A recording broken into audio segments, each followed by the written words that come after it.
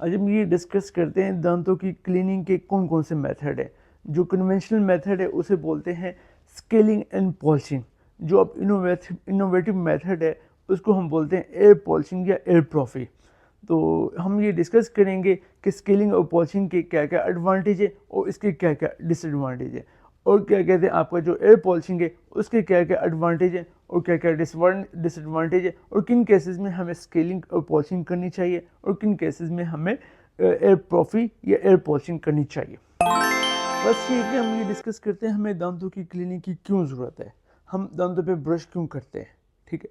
अच्छा, हमारा जो बॉडी का जो ओरल कैविटी है वो बॉडी का सबसे इन्फेक्टेड पार्ट है। तो इसमें सबसे ज़्यादा बैक्टीरिया होते हैं, सबसे ज़्यादा जरासीम होते हैं। अब वो जो बैक्टीरिया होते हैं वो मोस्टली हमें प्रोटेक्शन दे रहे होते हैं, क्योंकि कोई बाहर से कोई ऑर्गेनिज्म है, कोई माइक्रो ऑर्गेनिज्म है, तो वो उसको वहीं पे रोक देते हैं कि वो हमारे बॉडी में एंट्री ना ले। लेकिन जब ये बैक्टीरिया प्लाक की शक्ल में दांतों पे डिपॉजिट हो जाते हैं तो वो हमारे दांतों को नुकसान देते हैं। तो ये है कि क्योंकि इसलिए हम ब्रश करते हैं कि हम जो बैक्टीरिया है वो प्लाक की शक्ल में डिपॉजिट ना हो, वो दांतों से उतर जाए। हाँ, लेकिन कुछ एरियाज ऐसे होते हैं कि ब्रशिंग के बावजूद भी बैक्टीरिया वहाँ पे अकोमोडेट हो जाते हैं, यानी कि जमा हो जाते हैं। इसी तरह आपके कुछ जो हैं आपकी जो स्टेन है, जैसे टी कॉफ़ी या कोई भी क्या कहते हैं फूड्स में आर्टिफिशियल फ्लेवर्स जैसे स्टेन डले होते हैं, वो भी दांतों पे डिपॉजिट हो जाते हैं। तो हमारा जो ब्रशिंग का जो पर्पज़ होता है कि उसको उतार दें, लेकिन ब्रशिंग करने के बावजूद कुछ हिस्सों में ये प्लाक और ये बैक्टीरिया जमा हो जाते हैं, और ये क्या कहते हैं प्लाक हार्ड होकर कैलकुलस भी बना लेता है, तो वो ब्रशिंग से नहीं उतर पा रहा होता। तो उसको रिमूव करने के लिए हमें प्रोफेशनल टीथ क्लीनिंग की ज़रूरत होती है। तो प्रोफेशनल टीथ क्लीनिंग जो है दो मेथड से होती है। एक होती है कन्वेंशनल टीथ क्लीनिंग जिसको बोलते हैं स्केलिंग और पॉलिशिंग, और जो सेकंड मेथड होता है उसको बोलते हैं एयर पॉलिशिंग या एयर प्रॉफी। स्केलिंग एंड पॉलिशिंग क्या प्रोसीजर है और इसके क्या एडवांटेज है। अच्छा, स्केलिंग जो है इसमें ये कि अल्ट्रासोनिक स्केलर यूज़ होता है। अल्ट्रासोनिक स्केलर के साथ नॉन कटिंग टिप अटैच की जाती है और इससे हाई फ्रीक्वेंसी वाइब्रेशन आती है, अल्ट्रासोनिक वाइब्रेशन जिसको बोलते हैं, और साथ में वाटर आता है। तो जब हम टार्टर पे प्लाक पे अप्लाई करते हैं तो उससे ये होता है कि आपका जो टार्टर है हाई फ्रीक्वेंसी वाइब्रेशन की वजह से अपनी जगह से डिसलॉज हो जाता है। ठीक है, तो इसको हम बोलते हैं स्केलिंग।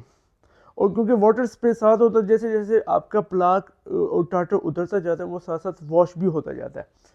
अच्छा, जब हमने स्केलिंग कर ली उसके बाद हम दांत को पॉलिश भी करते हैं। पॉलिश से ये होता है कि क्या कहते हैं आपका प्लाक भी रिमूव हो जाता है, और स्पेशली जो है ना वो स्टेनिंग रिमूव करने के लिए पॉलिशिंग यूज़ होती है, और आपकी जो सरफेस है वो स्मूथ शाइनिंग हो जाती है, ताकि उसके ऊपर दोबारा प्लाक और क्या कहते हैं कैलकुलस डिपॉजिट होने के चांसेस कम हो जाए।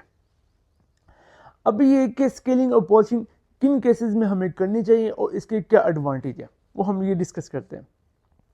फर्स्ट ये है कि स्केलिंग और पॉलिशिंग उन केसेस में करते हैं, हम यूज़ करते हैं जहाँ पे ना हाई क्या कहते हैं जो कैलकुलस है बहुत ज़्यादा हैवी हो और उसने दांतों के साथ बहुत ज़्यादा स्ट्रॉन्ग बॉन्ड बनाया हो कि उसको रिमूव करना इजीली ना हो। तो उन केसेस में जो है आपका स्केलिंग और पॉलिशिंग का प्रोसीजर बहुत इफेक्टिव है। क्योंकि दूसरा ये है कि स्केलिंग और पॉलिशिंग जो है वो गम्स के नीचे भी की जा सकती है, जहाँ पे आपके गम्स के नीचे प्लाक और कैलकुलस जमा हुए हो वहाँ पे भी हम इजीली स्केलिंग और पॉलिशिंग कर सकते हैं, और ये बहुत इफेक्टिव है जिंजाइवल गम्स पॉकेटिंग को डील करने के लिए। अब थर्ड ये कि ये इकोनॉमिकल है और ईजिली अवेलेबल है। तो ये हर क्लिनिक पे इजीली अवेलेबल है, तो आप ये आसानी से पाकिस्तान में या कहीं पे भी आसानी से आपको हर क्लिनिक पे मिलेगी। तो ये की जाती है। स्केलिंग और पॉलिशिंग की क्या लिमिटेशन है, क्या साइड इफेक्ट है, क्या ड्रॉबैक है।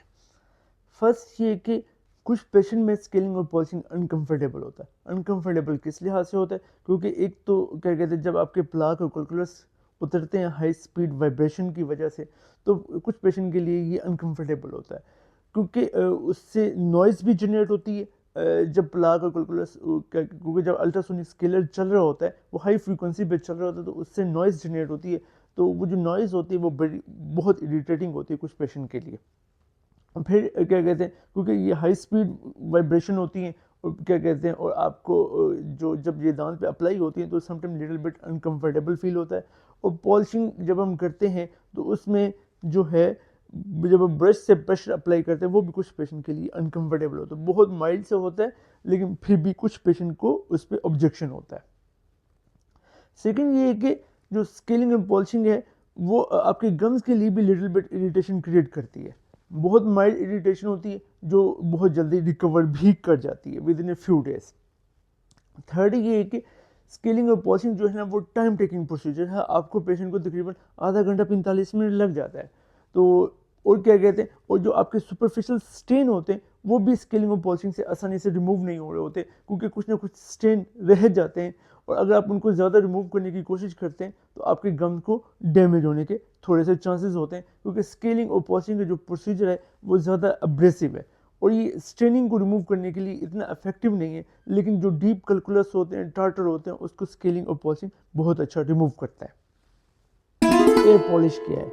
एयर पॉलिश से ना क्या कहते हैं, एक ऑपरेटस है जिसके अंदर से हाई स्पीड से एयर, वाटर और पॉलिशिंग पेस्ट आती है, जो हम दांतों पे अप्लाई करते हैं तो दांतों से स्ट्रेनिंग रिमूव हो जाती है, प्लाक रिमूव हो जाता है और आपको एक शाइनी लस्टर दांत मिल जाते हैं।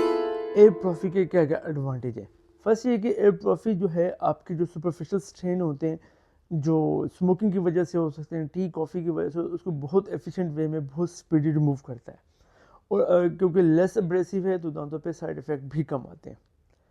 सेकेंड एडवांटेज जो है एयर पॉलिश का वो ये है कि आपके टीथ से ना ये प्लाक को भी रिमूव करता है। जब प्लाक रिमूव हो जाता है, आपके जर्म्स रिमूव हो जाते हैं, डिपॉजिटेड जर्म्स रिमूव हो जाते हैं, तो आपके गम्स की कंडीशन भी हेल्दी हो जाती है और आपकी टूथ जो है नीट क्लीन हो जाते हैं, तो आपको हाइजेनिक फ़ायदा भी मिलता है। अब थर्ड ये है कि क्योंकि ये मेरे पॉलिशिंग में हम क्या कहते हैं वाटर और एयर यूज़ करते हैं जिसके साथ पॉलिशिंग पेस्ट मिक्स होती है, तो ये क्या कहते हैं पेशेंट के लिए ज़्यादा कंफर्टेबल है।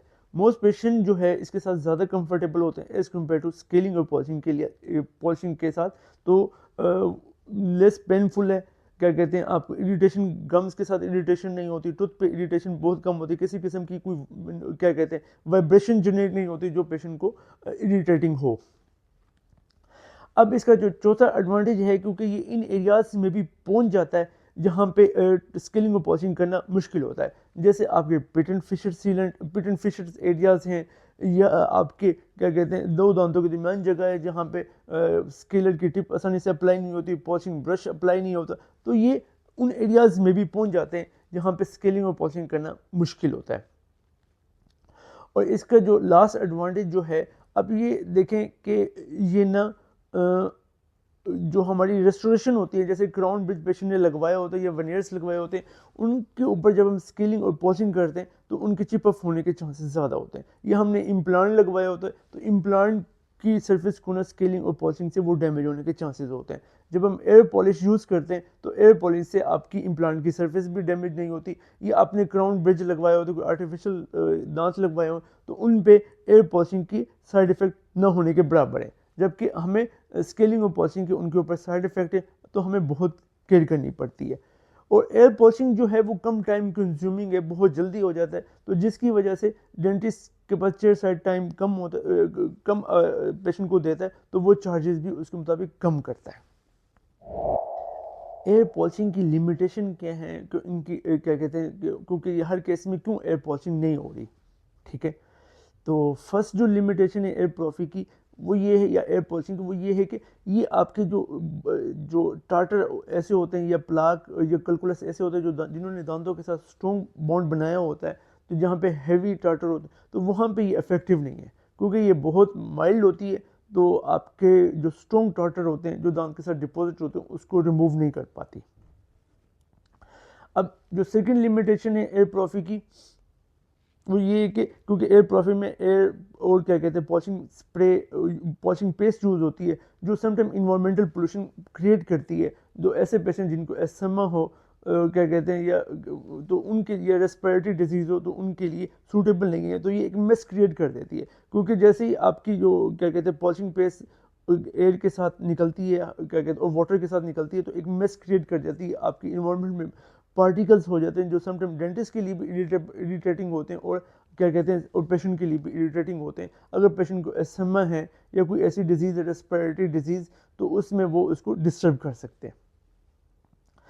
थर्ड ये कि एयर पॉलिशिंग ना हर डेंटल क्लिनिक पे अवेलेबल नहीं होती, क्योंकि ये एक मॉडर्न मेथड है दांतों की क्लीनिंग का, तो ईजिली अवेलेबल नहीं होता, तो ये भी एक लिमिटेशन है। चौथा ये है कि जो क्या कहते हैं, ज़ाहिर बात है अगर ईजिली अवेलेबल नहीं है, फ्यू डेंटिस्ट क्लिनिक पे अवेलेबल है, तो फिर समटाइम डेंटिस्ट उसको ज़्यादा चार्ज भी कर रहे होते हैं। स्केलिंग और पॉलिशिंग करानी है या एयर पॉलिशिंग करानी है, तो आपके लिए कौन सा सूटेबल है? अच्छा जी, ट्रुथ ये है कि जब आपके पास हैवी कैलकुलस हैं, बहुत ज़्यादा डिपॉजिट है, तो उसके लिए आपने स्केलिंग और पॉलिशिंग करानी है। लेकिन अगर आपके दांतों पे एक स्टेनिंग है, आपके दांतों पे बहुत थोड़ा सा टाटर है या सिंपल प्लाक है, तो उसके लिए जो सूटेबल मेथड है वो एयर पॉलिशिंग है। एक्चुअली मोस्ट केसेस में ना डेंटिस्ट दोनों प्रोसीजर करता है, फर्स्ट स्केलिंग और पॉलिशिंग करता है, जिससे वो आपके जो टार्टर और प्लाक, टार्टर जो है कैलकुलस हैं, जो जिसने दांत के साथ स्ट्रॉन्ग बॉन्ड बनाया हुआ है, वो रिमूव कर ले। उसके बाद वो एयर पॉलिश करता है ताकि आपकी स्टेनिंग रिमूव हो सके और दांतों को एक क्या कहते हैं पॉलिशिंग टच भी दे दे और स्टेनिंग भी रिमूव हो जाए। तो यानी कि उन दोनों को कंबाइन करके डेंटिस्ट बेस्ट रिजल्ट देने की कोशिश करते हैं। थैंक यू जी, अल्लाह हाफिज़।